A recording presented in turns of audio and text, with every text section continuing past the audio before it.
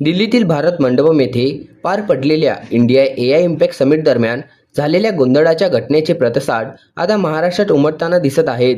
आंतरराष्ट्रीय स्तरावरील या कार्यक्रमात देशातील तांत्रिक प्रगती आणि कृत्रिम बुद्धिमत्ता क्षेत्रातील उपक्रम सादर होत असताना काही युवक कार्यकर्त्यांकडून घोषणाबाजी करण्यात आल्याचा आरोप करण्यात आला आहे. या घटनेचा निषेध नोंदवत शिवसेना शिंदे पक्षाकडून मुंबई, ठाणे तसेच राज्यातील विविध जिल्ह्यात आंदोलन करण्यात आले. आंदोलन दरम्यान कार्यकर्त्यांनी काँग्रेस नेतृत्वावर जोरदार टीका केली आणि या प्रकरणाबाबत सार्वजनिक माफीची मागणी केली. पक्षाच्या पदाधिकाऱ्यांनी म्हटले की परदेशी पाहुण्यांसमोर देशाची प्रतिमा डागाळेल असे प्रकार होणे अत्यंत दुर्दैवी असून याबाबत जबाबदारी निश्चित झाली पाहिजे. यावेळी काँग्रेस नेते राहुल गांधी यांच्या भूमिकेवरही प्रश्नचिन्ह उपस्थित करण्यात आले. आंदोलनकर्त्यांनी संबंधितांवर कठोर कारवाई करण्याचे निर्देश प्रशासनाकडे केले आहे. दरम्यान या प्रकरणामुळे राज्यातील राजकीय वातावरण तापले असून सत्ताधारी आणि विरोधकांमध्ये आरोप प्रत्यारोपांचे सत्र सुरू झाले आहे. पुढील काही दिवसात या मुद्द्यावर आणखी राजकीय हालचाली वाढण्याची शक्यता व्यक्त केली जात आहे. अशाच ताज्या बातम्या जाणून घेण्यासाठी